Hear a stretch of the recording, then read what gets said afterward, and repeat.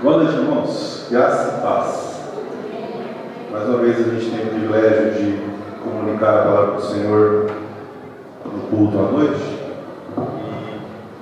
E espero que o Senhor possa falar, como falou comigo, possa comunicar ao coração dos irmãos aquilo que falou ao meu coração.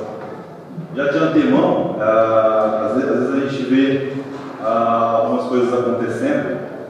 E a gente fala assim, o presbiteriano tem dito, né? Muitas vezes não crê na ação do Espírito Santo e a condução do culto. Às vezes a gente tem uma liturgia, né, toda já desenhada, pré-desenhada, e a gente, quando acontece que o presbítero ou um outro pastor vem pregar, normalmente não casa, né? A gente não tem um contato prévio com o pregador e não sabe o que vai pregar.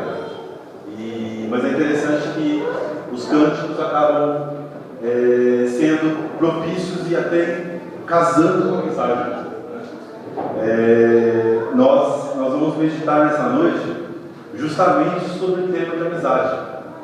Nós cantamos a respeito de que Jesus é o nosso amigo. Nós cantamos dentro da música do Thales, eu na louvor cantando, eu estava anotando alguns pontos da letra.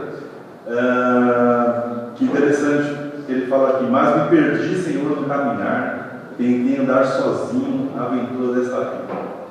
Não tem jeito, andar sozinho só é atrapalhada. Andar sozinho só vai dar com a cara mesmo na parede, inevitavelmente. Você pode até conseguir andar um pouco, mas vai chegar uma hora que o ser humano não vive só, ele vai precisar de alguém, vai precisar fazer uma pergunta. Os homens tentam, né? Quando dirigem os seus veículos, não dá atenção para a mulher, né? A mulher fala, pergunta, e você está rodando. Aí quando você se perde, você fala, agora eu vou perguntar. Né? Então, o homem tem essa característica particular, né? Sempre que eu vivo isso. João, na área de trabalho tem uma apresentação aí. Eu queria convidar os irmãos para que aprendam comigo na carta de 1 Samuel, capítulo 18. A gente vai passear um pouquinho pela Bíblia, mas nós vamos nos ater a 1 Samuel, capítulo 18, a partir do verso 1, os 4 primeiros versos. 1 Samuel 18.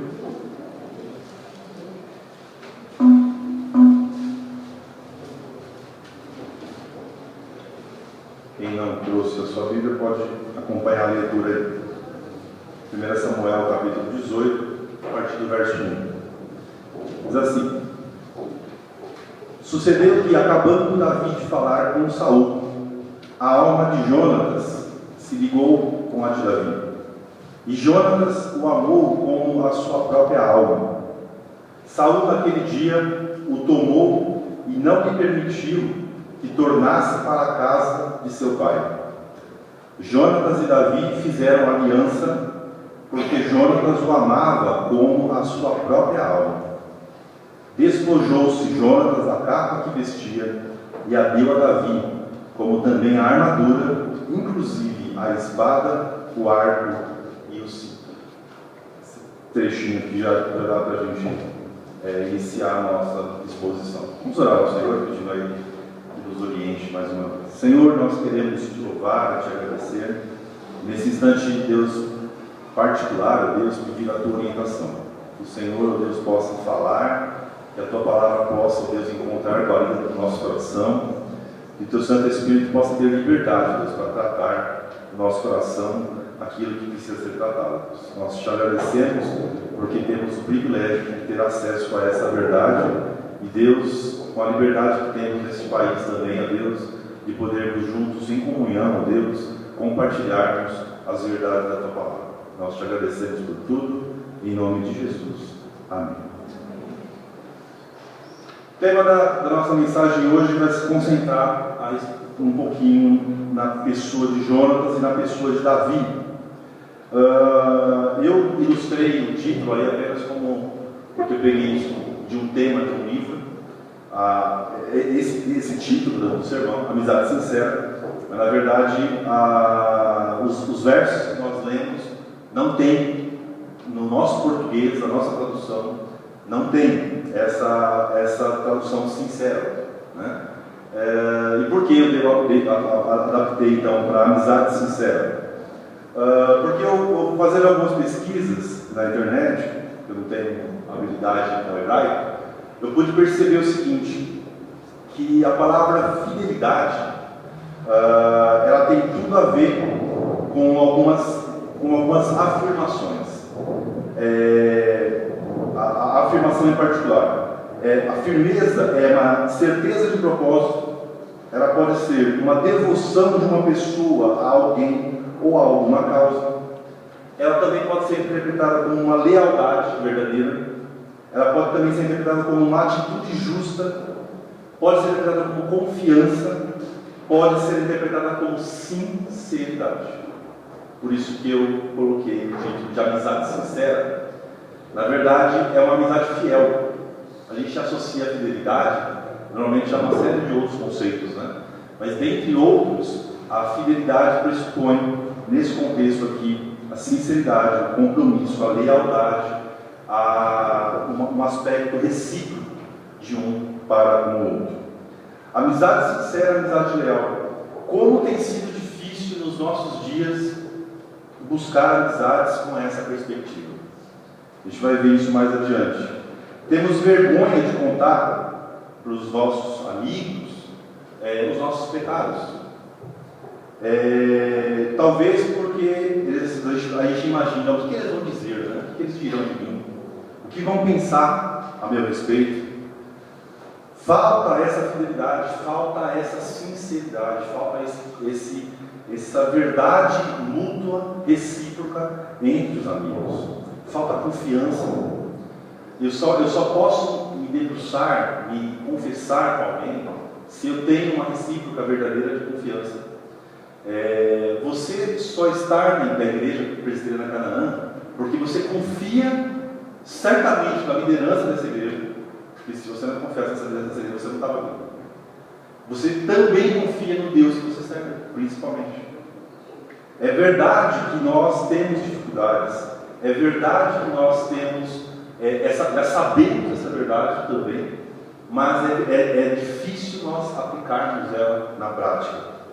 As páginas das Escrituras, elas nos mostram que a igreja, que a comunidade é um ambiente terapêutico, é um ambiente onde há essa necessidade de compartilhamento, de comunhão, por isso comunidade. Há necessidade de haver contato entre as pessoas. Por isso que eu falei que a música do Thales, ela retrata isso. Mas me perdi, Senhor, no caminhar, tentei andar sozinho. Não dá para andar sozinho. É impossível a igreja andar sozinha. É impossível você, como igreja, que você é a igreja, não são as paredes, você tem o Santo Espírito habitando no seu coração, você é o templo. É impossível você viver sozinho.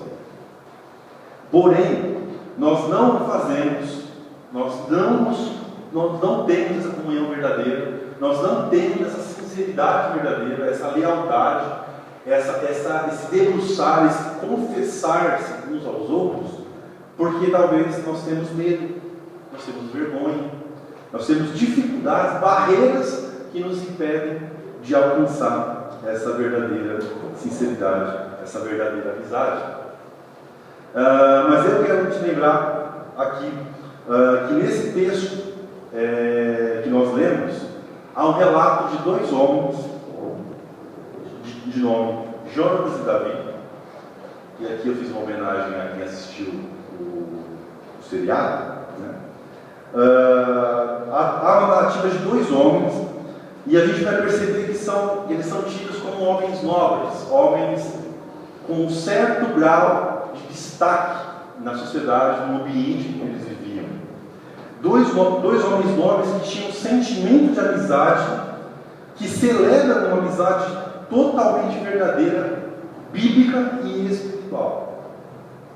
Certamente nós podemos tratar todo tipo de problema que envolve a amizade, olhando para a vida desses dois homens. Não tenha dúvida alguma, se você se debruçar, nessa semana, praticamente de quarta-feira para cá, eu li 1 e 2 Samuel, acho que umas 4 vezes, né?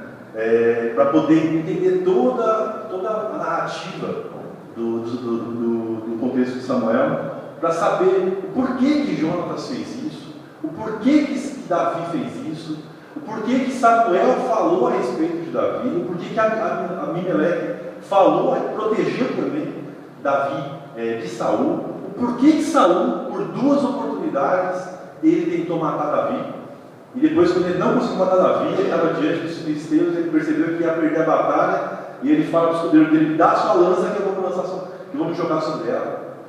Então tem que entender todo esse contexto para você entender a amizade, para você entender a sinceridade, para você entender como nós podemos tratar relacionamentos dentro da verdade, dentro da experiência de Davi. Claro que tem inúmeras outras, mas em Davi, em particular, nesses 2 livros, 1 e 2 Samuel, esses irmãos se debruçarem depois em casa, perceberão muitos dos pontos que nós vamos citar aqui. Nós lemos o capítulo 18. Aqui há um encontro de 2 homens, Jonatas e Davi. Entretanto, se nós congelarmos esse momento, desse encontro, onde nós lemos que sucedeu que, acabando Davi de falar com Saul, a alma de Jonatas se ligou a Davi. Nós lemos isso. Congela essa informação e a gente volta um pouquinho para 1 Samuel capítulo 14. Os irmãos não precisam abrir, porque nós não vamos ler os textos. Vou citar os fatos que são históricos, né? Então é fácil, depois você ler em casa, você vai lembrar. 1 Samuel capítulo 14, há o registro de um rapaz chamado Jonatas. É aí que Jonatas aparece. Que junto com seu escudeiro, quem era Jonatas? Jonatas era filho de Saul. Ele ainda não era um guerreiro, ele não estava preparado para a guerra, porém, por ser filho do rei, ele aprendeu com o pai a guerrear, aprendeu com o pai a empunhar o escudo, a segurar uma espada, a segurar o cinto, pôr o capacete, toda a parafernália, toda a instrumentalidade de um soldado. Com certeza, ele viu o pai guerrear muitas vezes e vencer muitas batalhas, como nós podemos perceber no registro bíblico. Só que, em determinado momento de uma das batalhas, Jonatas sai, se desloca para um outro lado. Nesse capítulo 14 registra isso, e ele vai à frente do exército do seu pai. E ele, junto com o seu escudeiro, ele fala: esse povo filisteu que quer demandar contra a gente, nós sabemos, porque nós servimos ao Deus dos exércitos, é o Deus do meu pai, e ele vai desbaratar. Então a gente pode ir à frente e pode acreditar em derrubar, que a gente vai matar. Ele queria se destacar, ele queria ser um jovem de frente, temente a Deus, compromissado com o projeto que ele tinha de ser um soldado, de ser um guerreador. Ele foi à frente e venceu a batalha. O texto vai dizer, no capítulo 14, que Jonatas matou 20 homens sozinho. Sozinho, ele matou 20 homens. Ele derrubava o homem e o escudeiro com a lança matava. Então eram os dois, era uma parceria dos dois. Mais um exemplo aí, que eu não vou focar aqui, mais um exemplo de amizade, de parceria, de companheirismo, de objetivos comuns e certos, juntos fizeram uma morte em massa, guerreada. E quando o exército de Saul chegou, viu o povo morto, viu os principais soldados filisteus mortos, e falou: quem matou? Estava lá Jonatas segurando a cabeça de vários, né? E aí então a fama de Jonatas veio à tona. E o nome Jonatas, no original, no hebraico, significa Jeová deu, de dar, né? Ou, como tem uma outra interpretação para essa expressão, ou um presente de Deus. Então Jonatas foi um presente que Deus deu. Aí não dá para saber se foi a Saul, mas certamente como pai, ou se foi ao povo, né? Mas certamente o nome de Jonatas significa isso. Em razão dessa ascensão dele, ele foi caracterizado como um homem nobre, como um homem que cultivava a espiritualidade, diferente de seu pai Saul, que era um homem sujeito, era um sujeito vingativo, movido de ódio e inveja.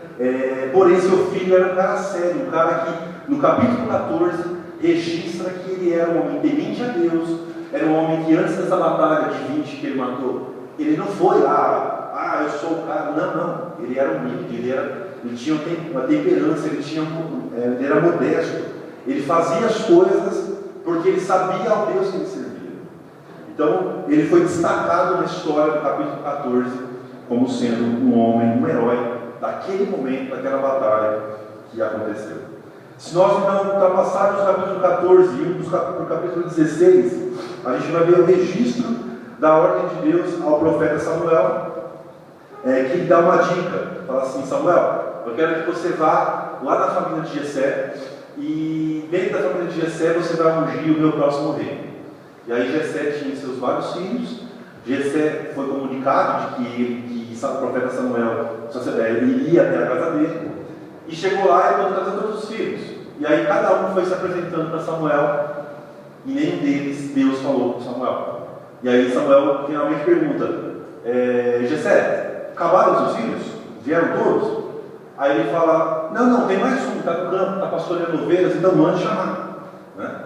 E aí entra aquele homem, e aí eu peguei isso com os doutrinadores, os comentaristas. Ele fala que Davi tinha 17 anos nesse momento.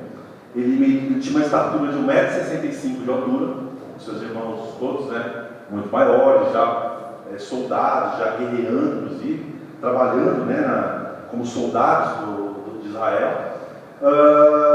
E aí entra aquele soldadinho, aquele pastorzinho de ovelhas, e aí no coração talvez de Samuel, falando assim: Senhor, esse? Né? Aí Deus fala: Samuel, é esse aí, pode ungir que esse vai ser meu rei. Né? E a Bíblia diz que Samuel não titubeou. Samuel não duvidou da vontade de Deus. Foi lá e ungiu a Davi como sendo o próximo rei. Qual a verdade que nós temos no nosso coração? Nesse instante, nós vemos o chamado de Davi. Necessariamente ele ainda não tinha nenhum ato heróico como Jonatas. Precisou vir o capítulo 17 para novamente Saul, junto com seu exército, ser desafiado pelo povo filisteu. E aí o famoso Golias aparece na história, né? E esse Golias blasfema contra o Deus dos exércitos. Esse Golias pede para que então haja uma luta entre um de cada povo, e o vencedor poderia então despojar e tornar o outro povo escravo. Capítulo 17 então entra Davi lá com aquela sua funda, aquela sua pedra, e fala: quem é esse incircunciso que afronta o exército do Deus vivo? E então Davi, na história, aparece fazendo aquele ato milagroso pela força de Deus, e atinge aquela pedra na testa de Golias, e enfim Golias vem ao chão. E aí, novamente, mais um herói, assim como Jonatas foi jovem também, assim aparece Davi. O nome Davi significa o amado de Deus, né? Por isso que Davi é o homem segundo o coração de Deus, porque ele realmente foi alguém amado por Deus, alguém que Deus estava presente com ele. É interessante que do capítulo 14 a gente vê Jonatas, Jeová deu, a palavra Jeová deu. E no capítulo 17 nós vemos Davi, o amado de Deus. Nós vemos um encontro no capítulo 18 do amado de Deus com aquele a quem Deus havia dado. É um encontro especial, um encontro de pessoas nobres, um encontro de pessoas destacadas na sociedade, pessoas que não se conheciam, não conviviam ainda juntas, e eles passam então a conviver juntos. Então nós somos transportados para o capítulo 18 com essa ideia. A alma de Davi encontra-se com a alma de Jonatas, e desse encontro nós podemos tirar dois grandes princípios, duas grandes verdades e algumas implicações para as nossas vidas.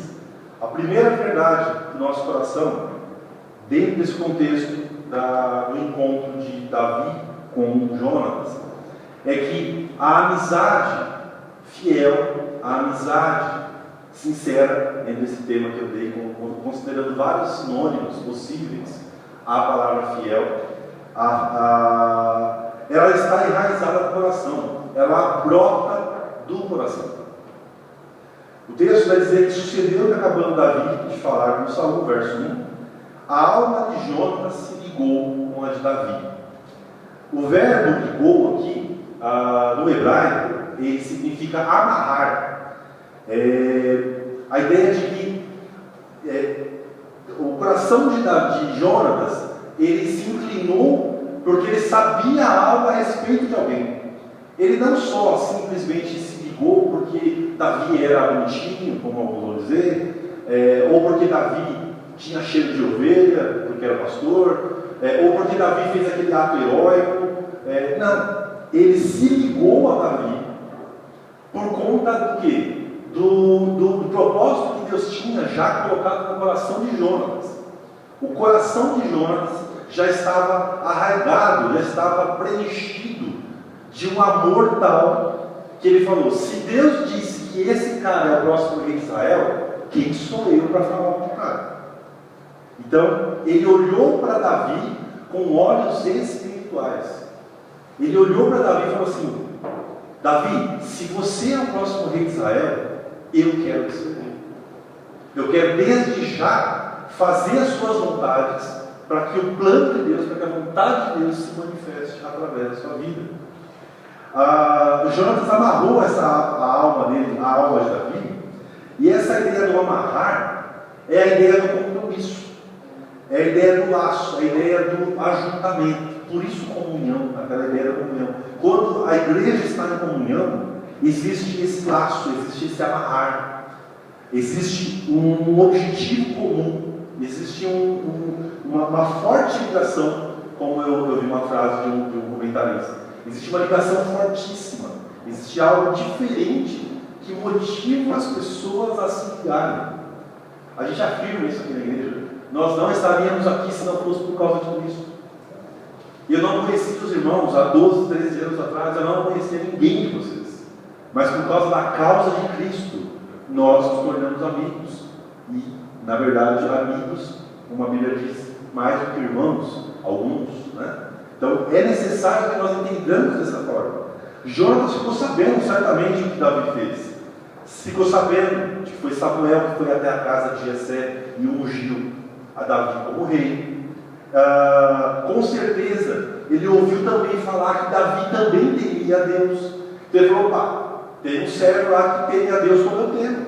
Serve o mesmo Deus dos exércitos. Opa, é esse cara que eu preciso ajudar. É a esse cara que eu preciso me ligar. Eu preciso ficar próximo dele. Então, ele quer se ligar no sentido bíblico. E aqui eu não poderia deixar de falar desse assunto. Esse texto é base para os homossexuais fundamentarem a alegoria ou a ilustração de que Davi e Jonatas tiveram um relacionamento amoroso. Porque eles falam de amor, eles falam. Tem um versículo que eu fui ler para ele: se eu ler isso aqui eu não causo problema para a igreja.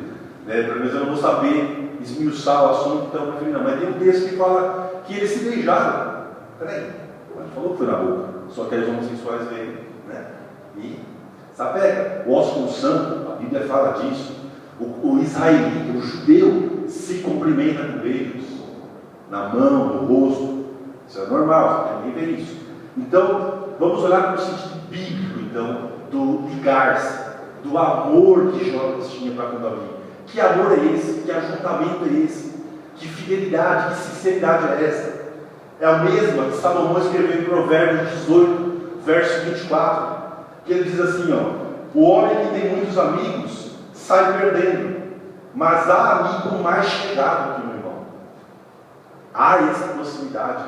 Eu tenho vários irmãos aqui, vários amigos na igreja, mas há alguns que são mais chegados que o irmão. É preciso que você e eu percebamos isso. Não pode ser motivo de ciúme, não pode ser motivo de panelinha, não. Nós todos somos amigos, porque nós professamos ao mesmo Deus, estamos na mesma caminhada. Entretanto, há alguns mais chegados que os irmãos. O Provérbios 17 também tem um outro verso, que diz assim: em todo tempo ama o amigo. Eu tenho que amar vocês todo o tempo. E na angústia se faz o irmão. Sabe por que se faz o irmão? Porque na angústia, na tribulação, é que eu vou confessar que o meu irmão é pecado. Que ele vai confessar para a minha dificuldade dele. E aí eu vou poder ministrar na vida dele, ele vai poder ministrar na minha vida. É por isso que há diferença. Há necessidade de entendermos que a igreja é uma comunidade de amigos. Jesus se fez amigo por todos nós. Ele não se excluiu, pelo contrário. Ele não se preservou, pelo contrário. Ele, sendo Deus, ele não se colocou no pedestal.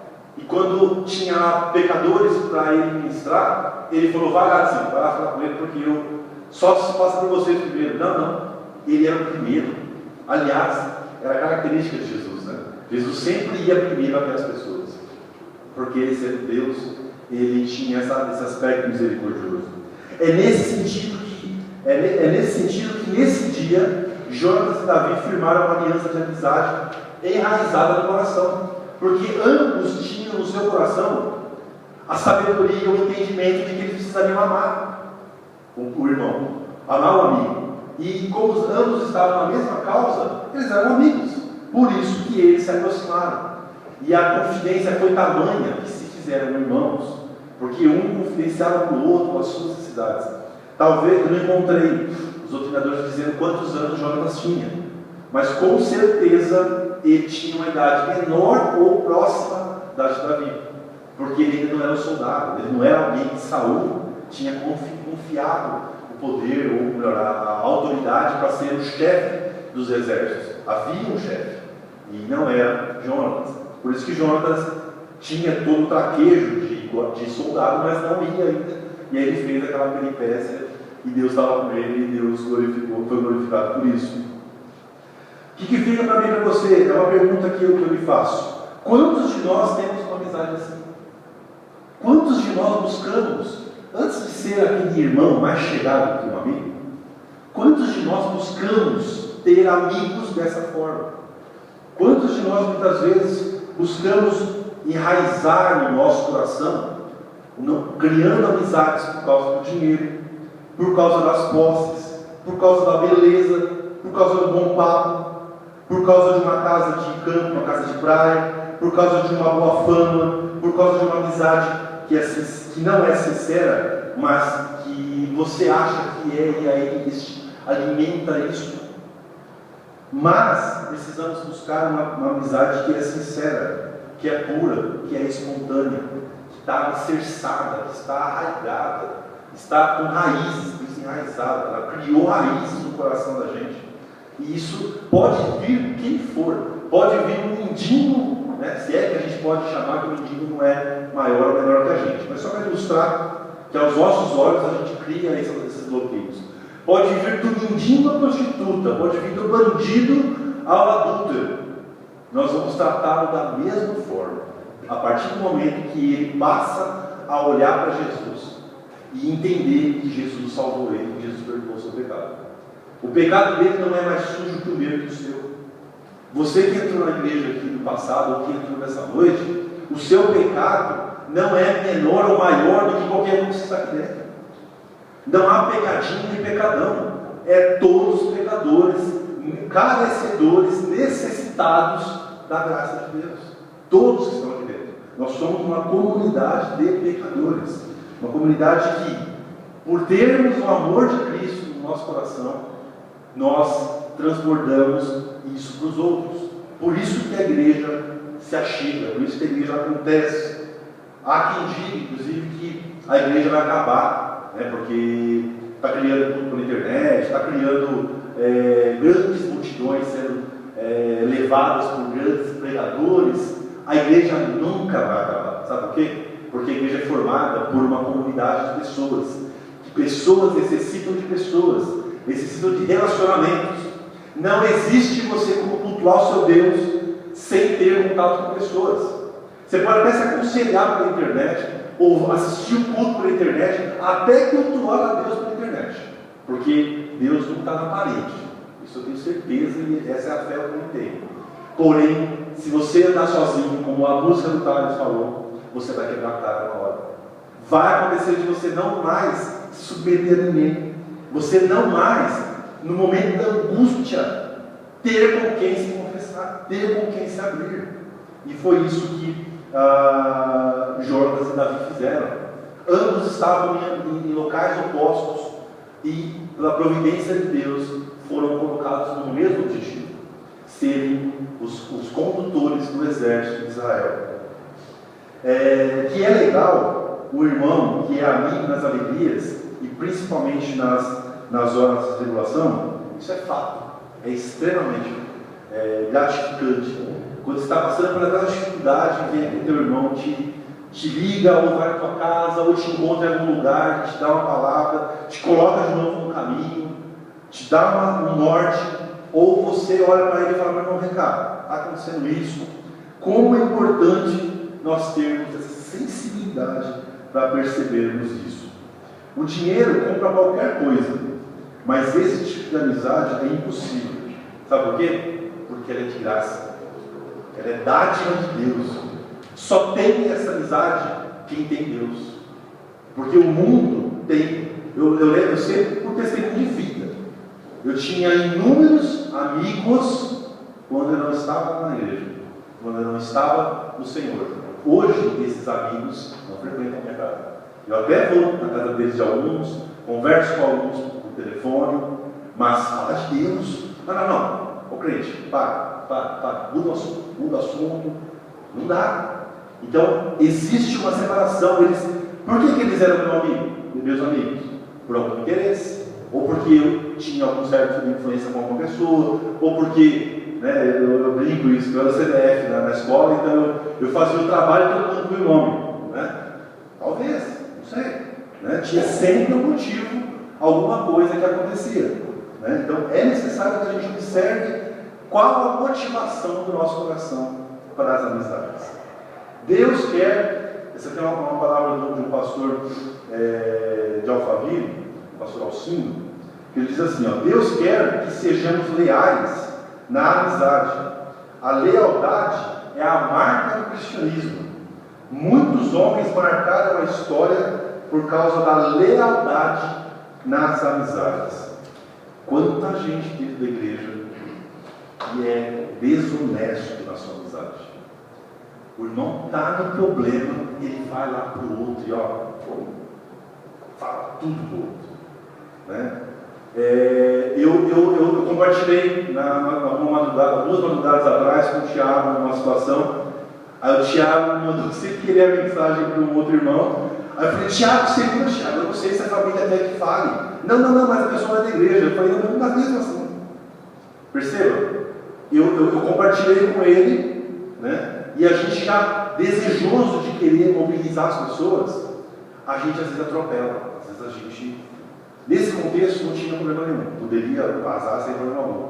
Mas quantos de nós, muitas vezes, vemos o irmão pecar, e ao invés de eu ir até o irmão, para talvez ser mais que amigo dele, ser um irmão, poder tratar, poder aconselhar, poder juntos caminhar, eu vou para o pastor e falo: pastor, vai lá, ô presbítero, lá, ô irmão, tá vendo? Lá. A gente tem isso na nossa natureza. Nossa natureza tem esse detalhe, tem esse problema. Nas Escrituras, olhem exemplos que eu vou citar de pessoas que viveram assim como Davi viveu, essa amizade verdadeira, essa amizade sincera, essa amizade parceira, essa amizade companheira. Percebam, exemplos de Moisés e Josué. Antes de Moisés passar a batuta para Josué andou com Moisés, aprendeu tudo que Moisés sabia. Inclusive, quando Moisés morreu, Deus chegou para Josué: Moisés, teu servo, é morto, vem cá, agora é a tua vez. Ele era tão próximo de Moisés que ele não acreditava que Moisés morreria. Moisés subiu ao monte e não voltou mais. E aí aconteceu o episódio da morte de Moisés, e Josué então passa a liderar o povo. Em seguida aparece Caleb na vida de Josué, e Josué e Caleb novamente estreitam uma amizade, estreitam uma parceria, porque ele percebeu que sozinho não dá para fazer, é impossível fazer. Deus fazia através de Moisés, mas Deus falava com Moisés direto. Já com Josué, Deus se calou por um tempo, e a Bíblia vai dizer que por um certo tempo Josué andou sozinho, e ele precisou ter pessoas ao lado dele. Outro exemplo, já no contexto de Davi, para vocês verem que não foi só Jonas. Com Davi, no próprio livro de 1 e 2 Samuel, eu tirei aqui mais dois exemplos, além de Jonas. Tinha um homem chamado Abiatar. onde ele vira para Davi e fala assim: Davi, os que procuram a sua morte, procuram a minha também. Porque Davi falou para Abiatar, ó, Saul está vindo me pegar, o exército dele vai acabar comigo, então quem merece morrer sou eu. Então, Abiatar, você não tem nada a ver com a história, sai fora. Aí Abiatar vira para ele e fala: Davi, os que procuram a tua morte, procuram a minha também. A proximidade, há exemplo do livro de Ruth, né? Ruth com Noemi, Ruth, você é viúva, vai tocar tua vida, você está livre, volta para a tua cidade, volta para a tua terra. Aí tem aquela frase conhecida de todos nós, né?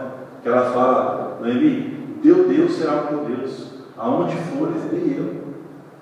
Ele só consegue ter esse nível de intimidade com Deus.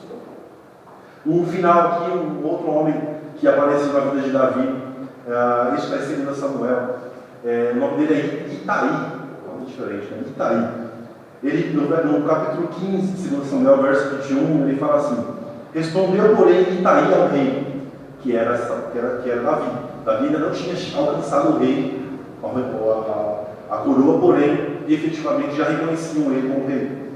Respondeu, porém, Itaí ao rei: tão certo como vive o Senhor e como vive o rei, meu senhor, no lugar em que estiver o rei, meu senhor, seja para a morte, seja para a vida, lá estará também teu servo. Percebe? Não é porque ele era um grande gladiador. Davi tinha 1,65 m. Uma espada cortava a cabeça de Davi em 2 tempos. Mas era o reconhecimento de que aquele homem era alguém diferente, era alguém separado por Deus, era alguém espiritualmente falando que merecia a minha amizade, porque assim como Deus me separou para ser alguém, um guerreador na obra do Senhor, guerreiro na obra do Senhor, assim também Ele separou esse homem. Como é que alguém pode dizer isso? Como esse Tyler disse, isso é amizade com lealdade, é amizade verdadeira. É dessas amizades que nós necessitamos hoje. Amizades enraizadas, amizades fiéis, que brotam do coração, que estão enraizadas no nosso coração. Amizades que constroem e não que destroem.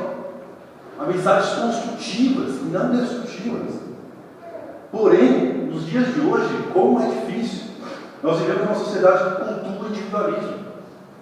Uma sociedade que são impostas por causa do consumismo presente, tentam criar no nosso coração uma falsa sensação de preenchimento, uma falsa sensação de que eu tenho vários amigos. Quem tem Facebook sabe disso. Você tem 2.000, 1.500, sei lá, 10.000 amigos no Facebook. Chama eles aqui na sua casa, eu quero ver se eles vêm. Pede o endereço deles para você ir na casa deles. Eu quero ver se eles vão deixar você ir. Eu quero ver se eles vão estreitar a amizade, vão te receber, como talvez muitos de nós aqui recebemos uns aos outros.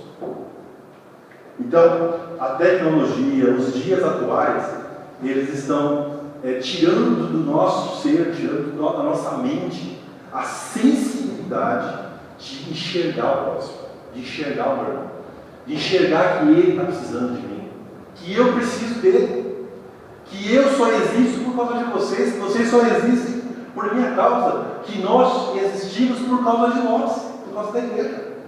É importante nós percebermos isso. Por isso a amizade baseada na lealdade, no compromisso que Jonas e Davi tinham, causa estranheza, causa até interpretação herege.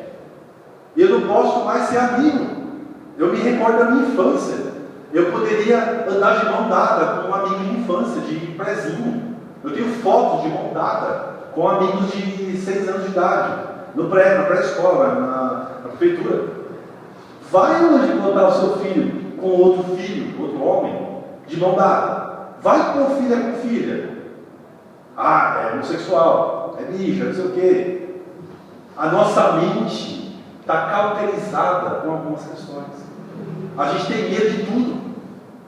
Na escola da Renata, vez ou outra, a gente fica falando algumas situações, aí fala, calma, vamos observar, vamos acompanhar. Ainda bem que ela se envolveu com o homem. Ele já brinca. Né?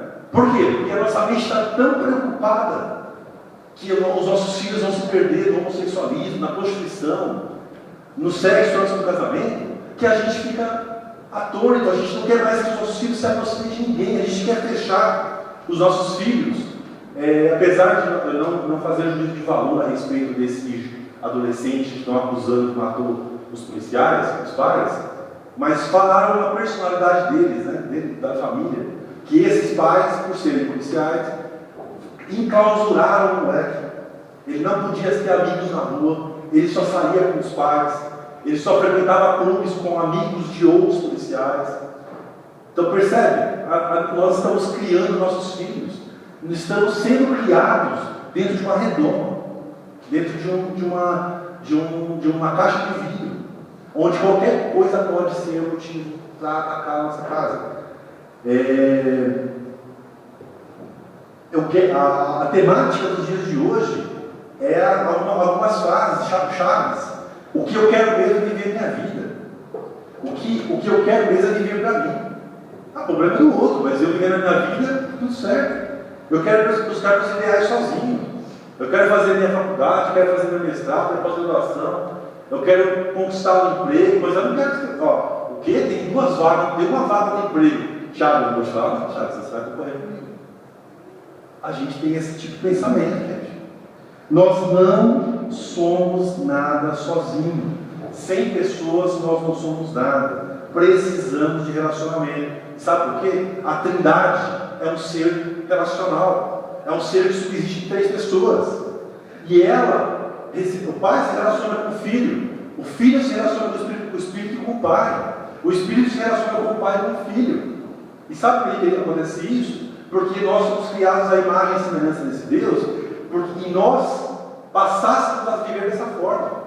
E eu não tenho como viver sem o meu próximo. Aliás, o ser humano não tem como viver só, nem procriar, né? Nem aumentar na terra, porque Adão foi exemplo disso. Quando Eva não nasceu, não tinha ser humano além de Adão. Precisou vir mais alguém. Então, para você perceber que o relacionamento da Trindade é o mesmo relacionamento que Ele nos deu, que a Trindade nos deu, para vivermos em comunhão. Por isso que a igreja jamais vai acabar. Por isso que você e eu precisamos buscar amizades enraizadas no coração. E Deus deseja que sejamos amigos verdadeiros de corpo e alma. Deus se alegra disso. Lembre-se de Provérbios 17, que nós citamos: em todo tempo amo comigo, e na angústia se faz o irmão. Eu preciso buscar amar o meu irmão todo tempo. A gente fala de amor no Novo Testamento só, né? Mas olha só, Salomão fala no Velho Testamento isso. Em todo tempo amo o teu irmão. E na angústia, no sofrimento, na tribulação, que vai haver uma aproximação natural, você consegue ganhar e fazer um irmão. Existe um trecho de 1 Samuel, verso 23, que é interessante, mostra o que produziu em particular a atitude de Jonatas, no capítulo 18 que lemos. O que produziu isso, além deles nós testemunharmos efetivamente a amizade dos dois, a amizade sincera. O capítulo 23, os versos 16 e 17, são 2 versos, você pode acompanhar aí, um pouquinho mais para frente. 1 Samuel 23, versos 16 e 17.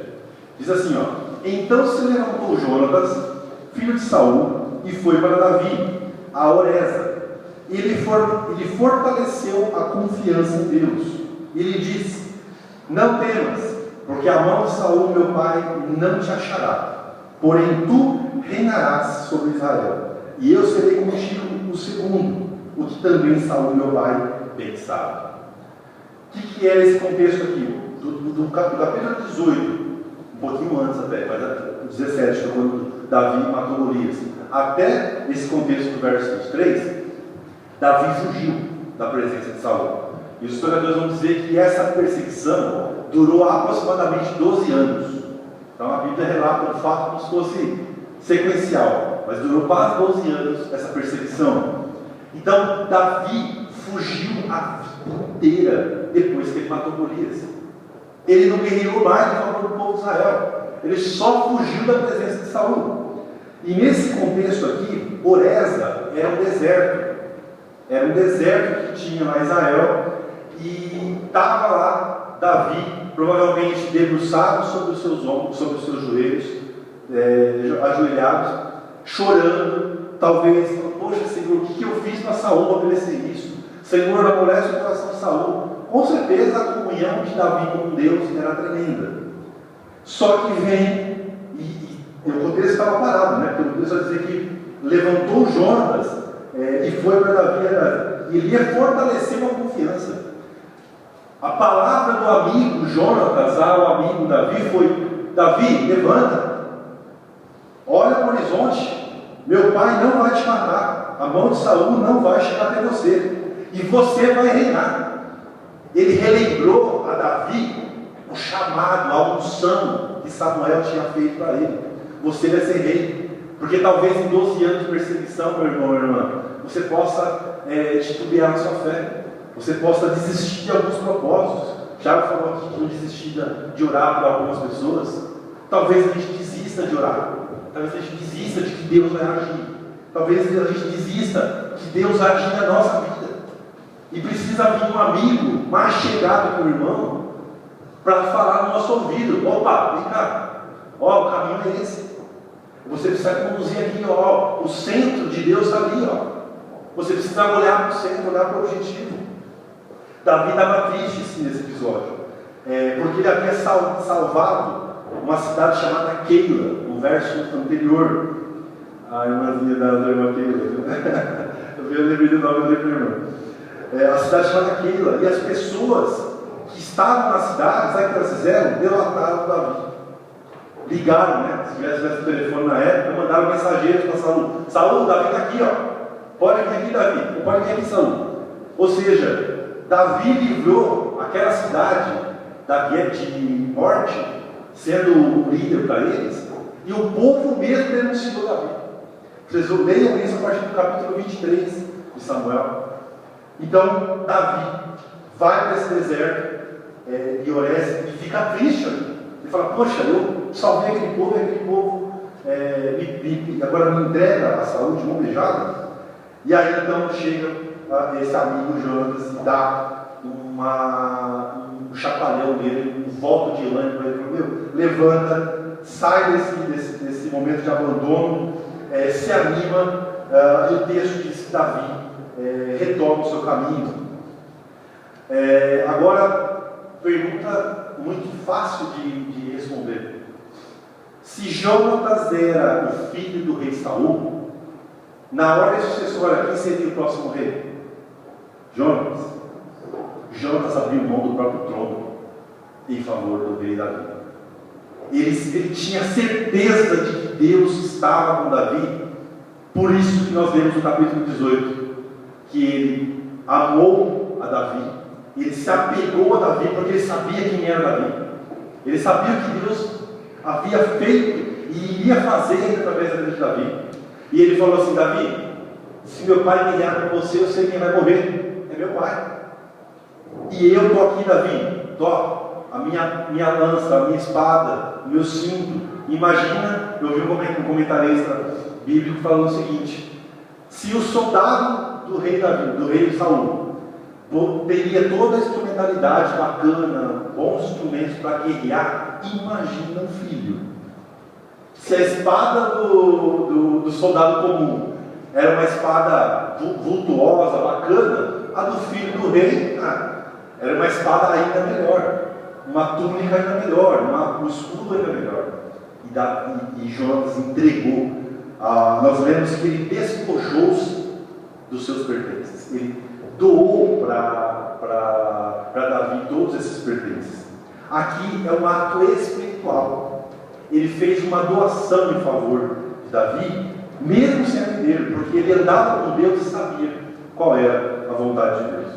Existe para finalizar esse ponto, eu já finalizo o segundo rapidamente.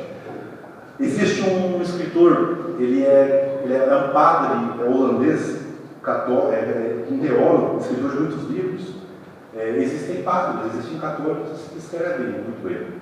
Inclusive, os reformados adotam, citam muito ele. É um autor chamado Henry Nouwen. Os jovens da internet já vão conhecer a história dele. Henry Nouwen, ele diz o seguinte: amizades enraizadas no coração nos permitem estar profundamente envolvidos com o sofrimento do mundo sem sermos tragados por ele. Você consegue estar envolvido de cabeça no problema da pessoa, do seu amigo, sem você se envolver no problema. É como se você tivesse envolvido de tal forma que a hora que você saísse de lá, você conseguisse virar a chavinha do cérebro e falar: opa, agora é minha vida, né? Agora eu preciso olhar para frente. Eu preciso, assim como alguém já me orientou, eu preciso continuar no caminho e não me afundar no problema da pessoa. Então ele não me dá essa frase. Quando nós temos a amizade que brota, que está plantada no nosso coração, ela nos permite esse envolvimento mais duradouro, mais profundo, sem que você e eu consigamos, sem que você e eu tenhamos dificuldade nisso. Por isso, é normal, às vezes a gente ouve na igreja: nossa, coitado do pastor, porque ele lida com o problema de todo mundo. Só que se o coração dele está arraigado, esse amor, essa amizade, essa sabedoria de que ele pode de cabeça entrar no problema, mas em razão do Deus que ele serve, da amizade que ele tem, que não porque a pessoa é amiga dele, humanamente falando, ela é amiga porque Deus pede para que ele seja amigo. Quando ele entende isso, ele vai para casa e consegue desligar a chave. Quando isso não acontece, acontece como a gente tem visto: alguns pastores se desviando, alguns pastores têm problemas mentais, problemas físicos, adoecem. Por quê? Porque envolve-se de tal forma no ministério, envolve-se de tal maneira no ministério, com a ovelha, com a situação, com a dificuldade dela, que ele absorve, ele não consegue ter um bloqueio, e isso faz mal para a gente. Então, nada que em excesso faz bem, né? Agora, quando você não faz, é pior do que aquilo que faz em excesso, né? Então, fazer em excesso, você pode controlar depois. Você se afasta um pouquinho, trata da saúde e volta, né? O pastor Israel Scolari, da Jardim Verônia, já está no segundo infarto, né? E aí o que ele fez? Puxou o freio. Ele já não lidera tanto, já começou a delegar para os presbíteros, bota os presbíteros para trabalhar. Lá eles têm mais de 20 grupos familiares, a gente está no sexto, sétimo aqui.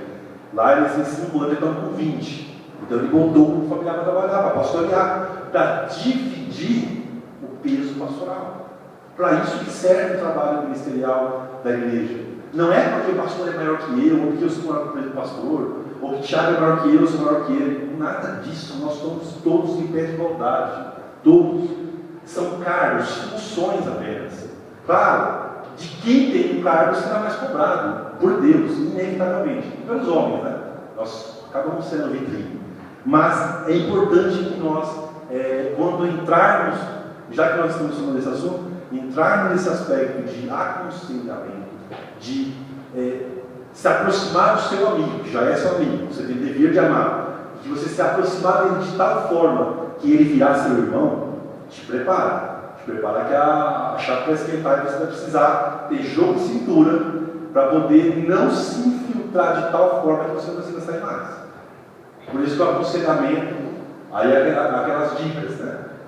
Você tem que fazê-la com prudência, homem com homem, mulher com mulher. Se for fazer misto, toma cuidado, faça acompanhado, faça em lugares públicos, porque a amizade pode ir além, você pode entrar no lugar.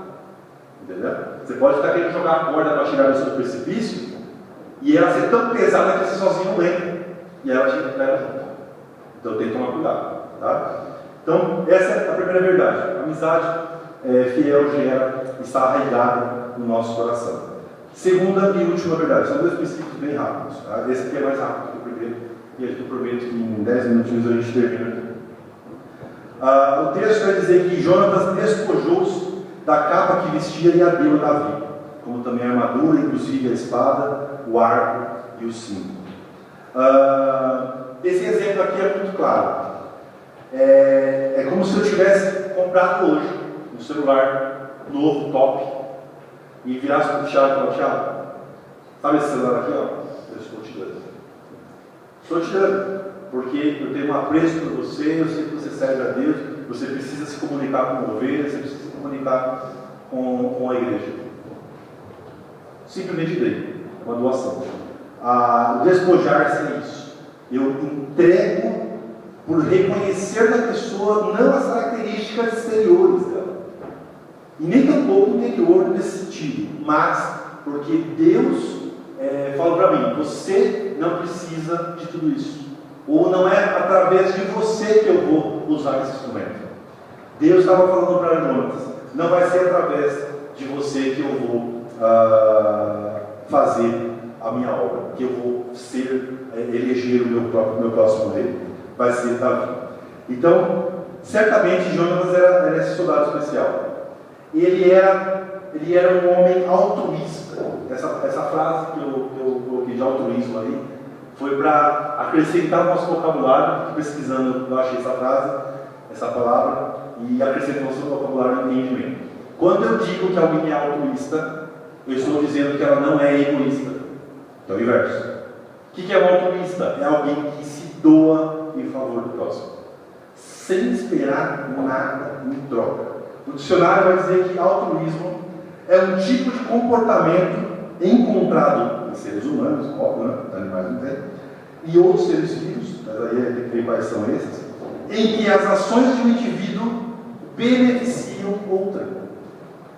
Quando eu faço esse ato de entregar o celular para o Thiago, sem olhar quem, eu estou sendo altruísta. Quando eu abençoo um irmão, uma irmã, com uma cesta básica, com um alimento, até mesmo com uma visita, eu estou sendo altruísta. Por quê? Porque eu fui fazer a visita, eu fui entregar aquilo que eu possuo para outra pessoa sem esperar nada em troca. Porque quando eu até brinquei nesse final de semana com o meu irmão, eu falei assim: imagina, meu irmão mesmo, Sandra, eu falei assim: se você prepara um jantar na sua casa para eu comer, e aí eu vou, bebo, me farto, e aí eu saio da dizendo: pô, valeu, cara, próximo fim de semana na minha casa. Você matou aquele prazer que ele teve de preparar o alimento para você de forma graciosa. E nós aprendemos isso no domingo passado, os benefícios da graça. Se a graça de Deus exigisse de você e de mim algum sacrifício para pagar o que Jesus fez, não teria valido o sacrifício dele na cruz. Não seria de graça, seria retribuído, seria pago. Da mesma forma, Jonas, a amizade dele era tamanha por Davi, por conta de saber quem seria Davi, o que Davi fez, o que ele ainda faria. Ele entregou tudo. Ele falou: Davi, está aqui, você precisa estar aqui. Você vai saber se eu vou te ajudar ou não. Você é que é o rei. Eu seria um soldado, Jonas talvez pensou, eu seria um soldado do meu pai, mas eu talvez eu não seja. Percebe? É interessante que a gente observe essa entrega, esse pensamento altruísta, essa autodoação. Ele olha para dentro de si e fala: o que eu preciso para viver? O que eu preciso para alcançar as pessoas? Davi e Jonas eram nobres porque eles eram altruístas. Davi, no verso de número, no capítulo 22, dos versos 1 e 2, vai dizer o seguinte: lá naquele deserto, depois que Jonas motivou ele, o verso 1 do capítulo 22 diz assim: Davi retirou-se dali e se refugiou na caverna de Adulão. Quando ouviram isso, seus irmãos e toda a casa de seu pai desceram ali para ter com ele, e ajuntaram-se a ele todos os homens que se achavam em aperto, e todo homem endividado, e todos os amargurados de espírito, e ele, Davi, se fez chefe deles, e eram com ele uns 400 homens. Olha que coisa interessante de autonegação, de altruísmo. Davi tinha acabado de passar por um deserto, literalmente, de uma aflição, de uma perda, e continuava sendo perseguido por Saul. Ele se reserva na caverna de Adulão, e a hora se protegendo, inevitavelmente, de Saul, e o texto vai dizer que desceu dali, naquele contexto ali próximo da caverna, uma multidão de pessoas, endividados, atormentados, depressivos. Imagina tudo tipo de mal que possa acontecer com um ser humano. E Davi, ao invés de falar assim: vocês estão loucos? Vocês estão vindo aqui, eu estou pior que vocês. Davi não fez isso. Davi se inclinou e falou assim: vem cá, todos vocês. Com certeza Davi andou com eles, Davi falou de Deus para eles, Davi orientou para eles e disse assim: olha, esse deserto que vocês estão passando, eu também estou passando. Mas você sabia que você é rei de Israel? Como assim você vai ser rei de Israel? Você é rei de Israel. Eu fui ungido pelo profeta Samuel. Certamente ele contou toda a história dele.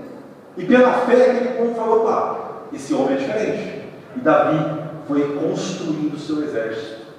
Foi construindo o seu exército a partir de quê? De uma atitude altruísta.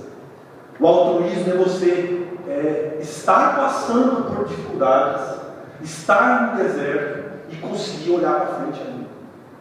E mesmo não passando, então agora você está vivendo na mudança, está vivendo uma situação tranquila, você conseguiu olhar o próximo, porque também é outro desafio. Porque às vezes a gente na mudança, a gente se acomoda, a gente se aquieta. Como é que uma pessoa que está no deserto, perseguido como Davi, se torna mentor, se torna o líder de pessoas assim? Então essa turma passou a servir a Davi no caminho. E aí a carta de 2 Samuel mostra o crescimento populacional depois do exército de Davi. E Davi nunca mais caiu no deserto, porque Deus começou a mostrar para ele efetivamente que ele seria, assim de forma prática, que ele seria o rei de Israel a partir de então. Porque logo no capítulo 31 de 1 Samuel, Saul se mata no desespero, então Davi é conclamado rei de Israel efetivamente. Meu irmão e minha irmã, eu me alonguei nesse porque precisava falar de um contexto histórico para nós entendermos essa questão. Se nós olharmos para a nossa vida, para o nosso particular, a gente vai encontrar inúmeros desses aspectos de Davi e de Jonas. O desafio para o nosso dia a dia é você não titubear, é você não olhar para o lado quando as dificuldades vierem. É quando você falar assim: olha, eu quero me aproximar do Elson, eu quero me aproximar do Tom, eu quero me aproximar da Dona Vila, e você ir lá e se aproximar da pessoa, de tal maneira que você, havendo uma cumplicidade dessa amizade que já existe, porque essa amizade já existe por causa da fé que nós temos em Cristo, você poder com alguns ter momentos particulares de irmandade. Isso no aspecto de você pensar na vida da pessoa. Agora, não se torne sozinho. Não tente andar sozinho. Aproxime-se de alguém. Não vive isolado. Aproxime-se de um irmão, de uma irmã da igreja.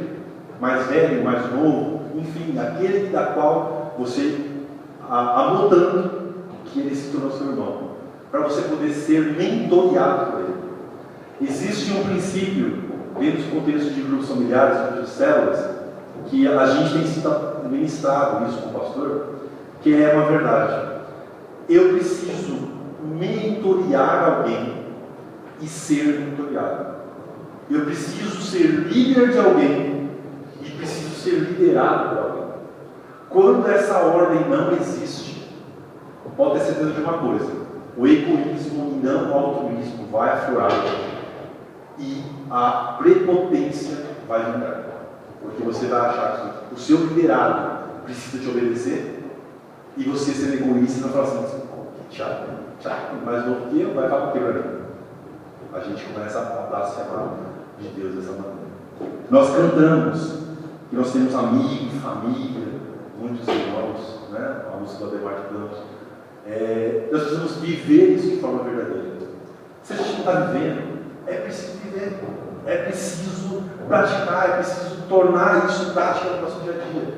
É preciso olhar para a vida de Jonas. Está passando um perrengue no relacionamento, não consigo falar com aquele irmão, estou tomando a ceia, mas eu não falo com o irmão, já cortei do meu baralho essa pessoa. Peraí, está errado. Princípio errado. Olha para Jonas e Davi, olha para os outros irmãos que ele citou aqui e vê como é que eles se posicionaram. Eu preciso discordar da sua ideia, mas eu preciso te chamar. Você pode discordar e deve discordar, porque eu também não sou dono do saber. Você deve discordar do que eu faço, para justamente as antenas, no alerta, ficar ligado. Eu preciso, opa, peraí, Thiago, te ofendi, cara, desculpa, me perdoa, vou até ele, me trato com ele. Ou então eu falei alguma coisa que ofendeu alguém, me perdoa. Me perdoa. Existe um pastor do outro presbitério, que ele falou uma vez no presbitério o seguinte: por que tem tanta igreja? Vamos falar das nossas aqui.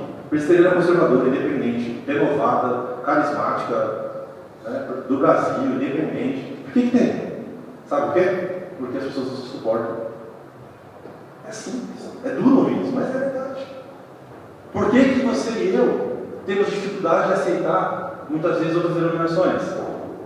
Não devemos ter dificuldades, porque todos pertencemos ao mesmo Deus, todos cremos no mesmo Jesus, todos professamos a mesma fé.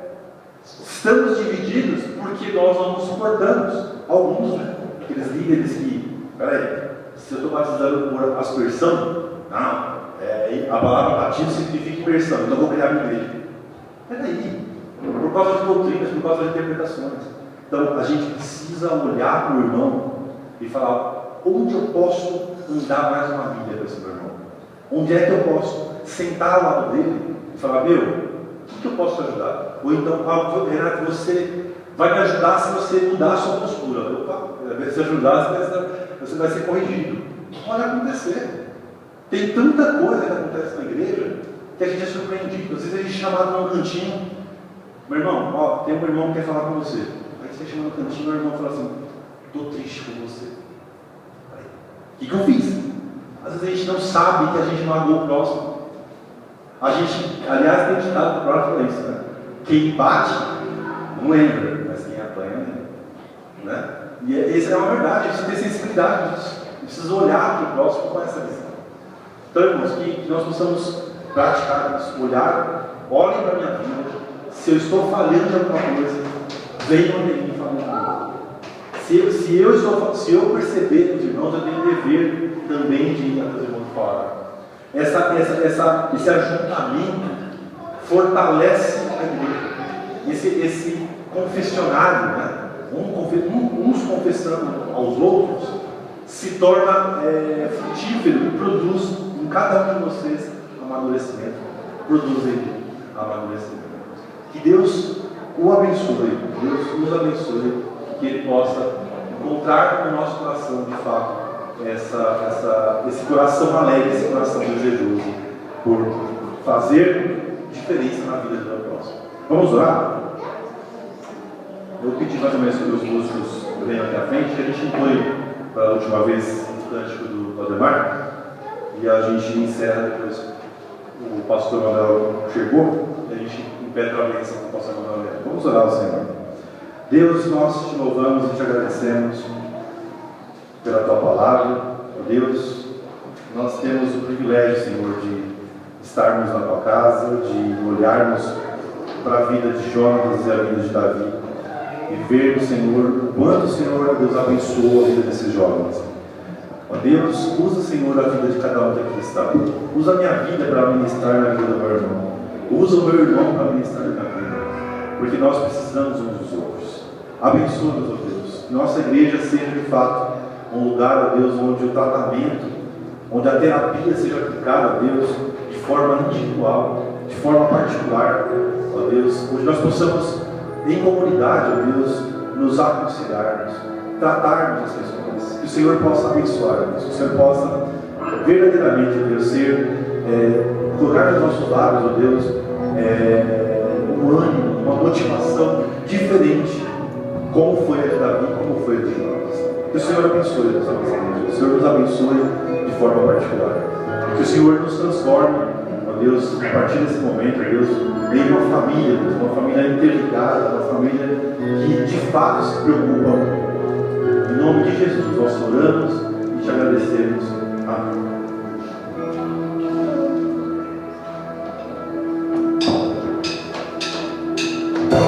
Aleluia, fé. Aleluia. Vamos agradecer mais uma vez, Senhor. Obrigado, Senhor, por essa noite. Obrigado, Senhor, por estarmos aqui. Receba essa nossa oração.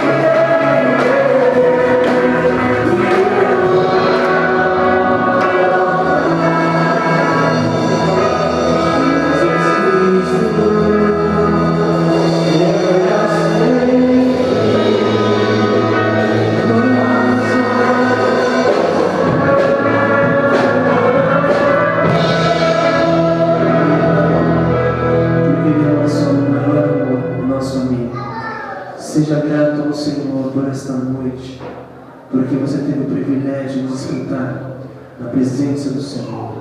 Muitas pessoas aí fora estão sendo mortas, se perdendo, mas você está aqui, tendo acesso à palavra do Senhor. Glórias a Deus por isso. Pastor. Que a graça do bom Deus, o amor do eterno Pai, as divinas santas, reais e presentes consolações